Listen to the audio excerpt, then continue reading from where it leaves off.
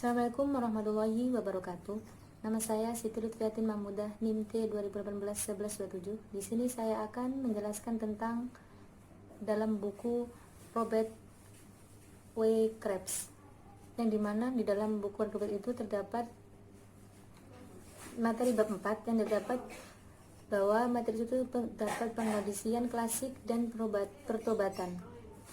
Saya di sini akan menjelaskan tentang teori pengkondisian, yang dimana teori itu dianggap menerangkan dan membawa pengaruh besar dalam pemikiran dan praktik hidup manusia. Jadi teori pengkondisian ini yang dimaksud adalah serangkaian yang saling berhubungan yang menghadirkan sebuah pandangan sistematis yang mengenai fenomena, yang dimana fenomena ini adalah fenomena ilmiah. Dan di sini saya akan menjelaskan tentang pengkondisian klasik dan pertobatan yang menurut William Sargent. William Sargent ini seorang praktis Inggris yang dimana menunjukkan bahwa penggunaan teori pengkondisian ini di bidang agama yang ada peluangnya, yang ada di dalam buku The Battle for the Soul. William Sargent ini menyajikan teori yang dimana teori tersebut itu menarik meskipun sempit tentang pertobatan.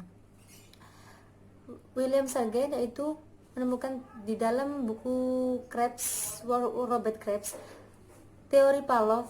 Sargent yaitu menggunakan dua konsep Pavlov, yang dimana konsep tersebut yaitu yang pertama transmiginal stimulation yaitu sebuah rangsangan stimulus, dan yang kedua yaitu transmiginal inhibition, yang dimana penghambatan stimulus.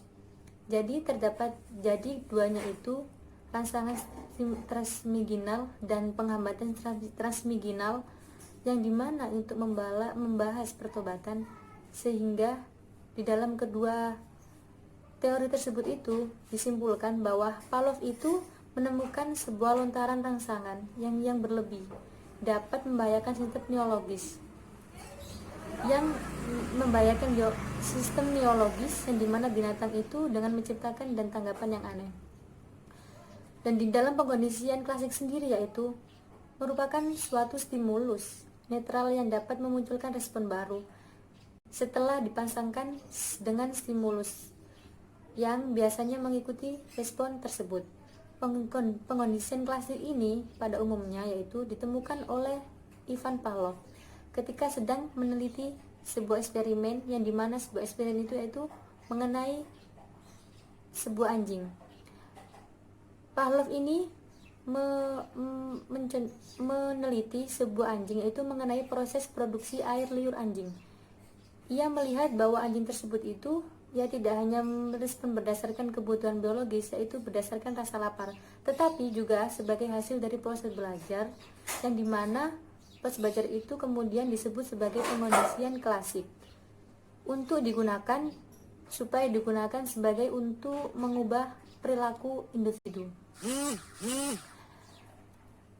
Di dalam buku Robert Krebs yaitu menyontohkan lagi sebuah anjing itu diberi stimulus eksperimen. Seekor anjing itu diterapkan di sebuah lingkungan yang dimana dikendalikan. Anjing itu diberi rangsangan atau stimulus yang dikendalikan, kemudian yang berupa bel dan diikuti dengan pemberian rangsangan lagi, tetapi berupa makanan. Eksperimen itu diulang-ulang sampai lidah anjing itu berliur, tetapi lebih berliur itu pada awalnya merupakan tanggapan yang tak terkondisikan dan terjadi karena menghadapi sebuah makanan. Jadi pada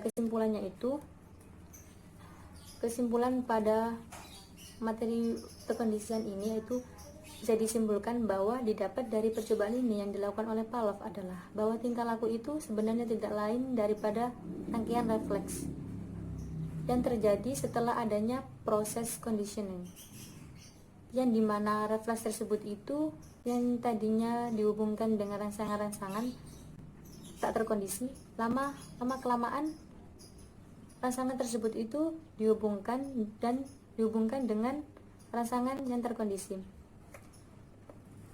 Sekian dari saya, kurang lebihnya mohon maaf. Assalamualaikum warahmatullahi wabarakatuh.